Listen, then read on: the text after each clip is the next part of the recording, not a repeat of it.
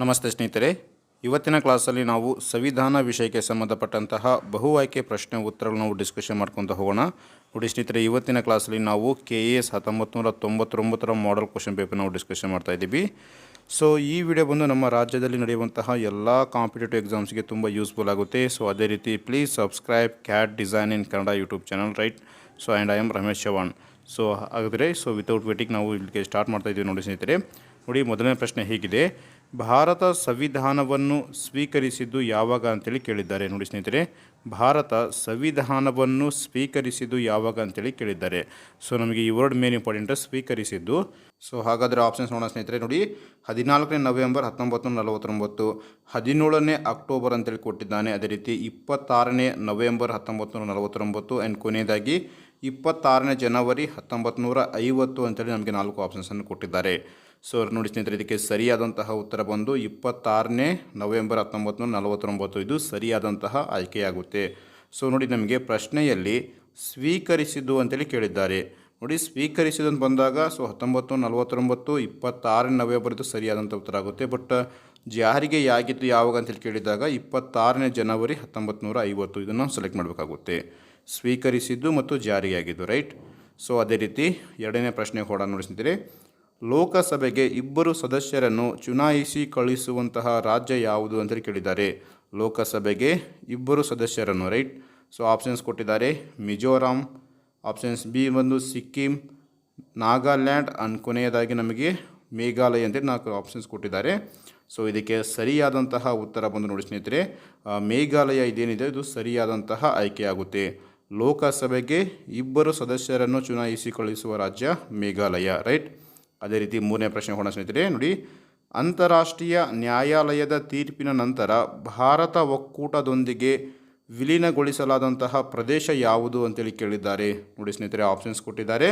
So ಮೊದಲನೇ options ಬಂದು Pondicherry, options B Daman ಮತ್ತು ದಿಯು, ಆಪ್ಷನ್ ಸಿ ದಾದ್ರಾ ಮತ್ತು ನಗರ್ ಹವೇಲಿ ಆ್ಯಂಡ್ ಕೊನೆಯದಾಗಿ ಲಕ್ಷದ್ವೀಪ ಮತ್ತು ಮಿನಿಕಾಯ್ ಅಂತೇಳಿ ಕೊಟ್ಟಿದ್ದಾರೆ. ಸ್ನೇಹಿತರೆ, ಇದಕ್ಕೆ ಸರಿಯಾದಂತಹ ಉತ್ತರ ಬಂದು ದಾದ್ರಾ ಮತ್ತು ನಗರ್ ಹವೇಲಿ ಇದು ಸರಿಯಾದಂತಹ ಆಯ್ಕೆಯಾಗುತ್ತೆ ಸ್ನೇಹಿತರೆ, ರೈಟ್? ಸೊ ಅದೇ ರೀತಿ ನಾಲ್ಕನೇ ಪ್ರಶ್ನೆಗೆ ಹೋಗೋಣ.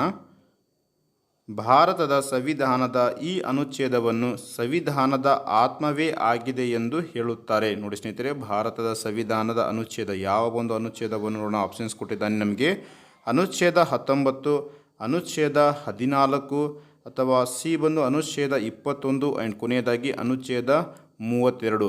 ಸಂವಿಧಾನದ ಆತ್ಮವೇ ಅಂತೇಳಿ ನಾವು ಅನುಚ್ಛೇದ 32 ಇದು ಸರಿಯಾದಂತಹ ಆಯ್ಕೆಯಾಗುತ್ತೆ ಸ್ನೇಹಿತರೆ. ಭಾರತದ ಸಂವಿಧಾನದ ಆತ್ಮವೇ ಆಗಿದೆ, ರೈಟ್? ಸೊ ಅದೇ ರೀತಿ ಐದನೇ ಪ್ರಶ್ನೆ: 1959ರಲ್ಲಿ ಪ್ರಧಾನಮಂತ್ರಿ ನೆಹರು ಅವರು ಪಂಚಾಯತ್ ರಾಜ್ ವ್ಯವಸ್ಥೆಯನ್ನು ಇಲ್ಲಿ ಉದ್ಘಾಟಿಸಿದರು. ಸೊ ಯಾವ ಒಂದು ಪ್ರದೇಶದಲ್ಲಿ ಉದ್ಘಾಟಿಸಿದರು ಅಂತ ಕೇಳಿದ್ದಾರೆ. 1959 ಆಪ್ಷನ್ಸ್ ನಾಗೋರ್ ಅಥವಾ ಚಂಪಾರಣ್, ಆಪ್ಷನ್ ಸಿ ಬಂದು ನಮಗೆ ಬಿಲಾಸ್ಪುರ್ ಆ್ಯಂಡ್ ಕೊನೆಯದಾಗಿ ಸಾಂಗ್ಲಿ ಅಂತೇಳಿ 4 ಆಪ್ಷನ್ಸನ್ನು ಕೊಟ್ಟಿದ್ದಾರೆ. ಸೊ ಇದಕ್ಕೆ ಸರಿಯಾದಂತಹ ಉತ್ತರ ಬಂದು ನಾಗೋರ್ ಇದು ಸರಿಯಾದಂತಹ ಉತ್ತರವಾಗುತ್ತೆ. 1959ರಲ್ಲಿ ಪ್ರಧಾನಮಂತ್ರಿ ನೆಹರು ಅವರು, ರೈಟ್? ಸೊ ಅದೇ ರೀತಿ ಆರನೇ ಪ್ರಶ್ನೆ: ಆಸ್ತಿಯನ್ನು ಗಳಿಸುವ, ಹಿಡಿದಿಟ್ಟುಕೊಳ್ಳುವ ಹಾಗೂ ವಿಲೇಮಾರಿ ಮಾಡುವ ಹಕ್ಕನ್ನು ಸಂವಿಧಾನದ ಈ ತಿದ್ದುಪಡಿಯು ಕೈ ಬಿಟ್ಟಿತು, ರೈಟ್? ಸೊ ಆಪ್ಷನ್ಸ್ ನೋಡೋಣ ಸ್ನೇಹಿತರೆ.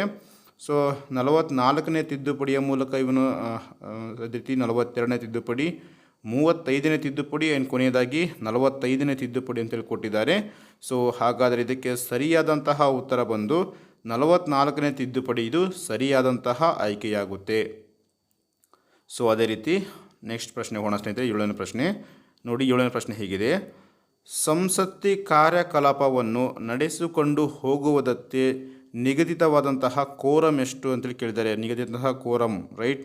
ಸೊ ಆಪ್ಷನ್ಸ್ ನೋಡೋಣ ಸ್ನೇಹಿತರೆ. ಆಪ್ಷನ್ಸ್ ಎ ಬಂದು ಒಟ್ಟು ಸದಸ್ಯತ್ವದ 1/6ರಷ್ಟು, ಅಂದರೆ 1/6ರಷ್ಟು. ಅದೇ ರೀತಿ ಒಟ್ಟು ಸದಸ್ಯತ್ವದ 1/10ರಷ್ಟು, ಒಟ್ಟು ಸದಸ್ಯತ್ವದ 1/8ರಷ್ಟು ಆ್ಯಂಡ್ ಕೊನೆಯದಾಗಿ ಒಟ್ಟು ಸದಸ್ಯತ್ವದ 1/12ರಷ್ಟು ಅಂತೇಳಿ ಕೊಟ್ಟಿದ್ದಾರೆ.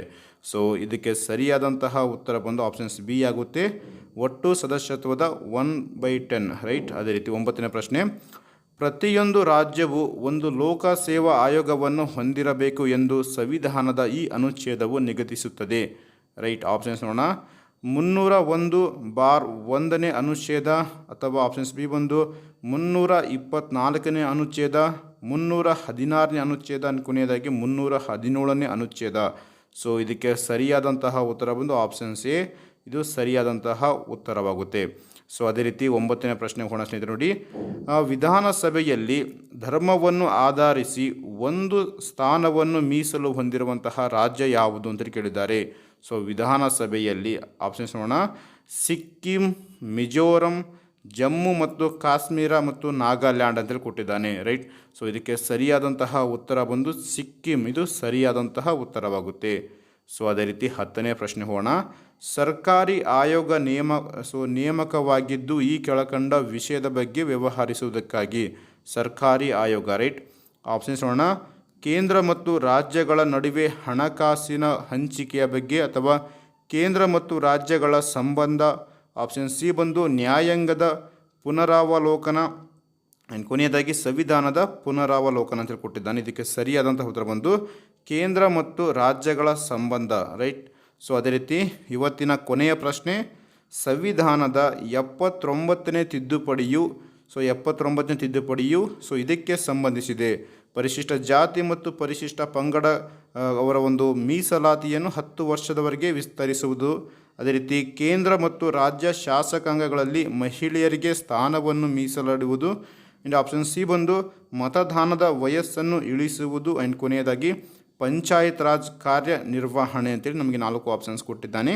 ಸೊ ಇದಕ್ಕೆ ಸರಿಯಾದಂತಹ ಉತ್ತರ ಬಂದು ಪರಿಶಿಷ್ಟ ಜಾತಿ ಮತ್ತು ಪರಿಶಿಷ್ಟ ಪಂಗಡ, ಸೊ ಅವರಿಗೆ ಒಂದು ಮೀಸಲಾತಿಯನ್ನು 10 ವರ್ಷದವರೆಗೆ ವಿಸ್ತರಿಸುವುದು, ರೈಟ್. ಸೊ ಇದಾಗಿತ್ತು ಇವತ್ತಿನ ವಿಡಿಯೋ. ಸೊ ನೆಕ್ಸ್ಟ್ ವಿಡಿಯೋದಲ್ಲಿ ಇನ್ನೊಂದು ಮಾಡೆಲ್ ಕ್ವಶನ್ ಪೇಪರ್ ಜೊತೆ ನಿಮ್ಮ ಮುಂದೆ ಬರ್ತೀನಿ. Please like, share, subscribe.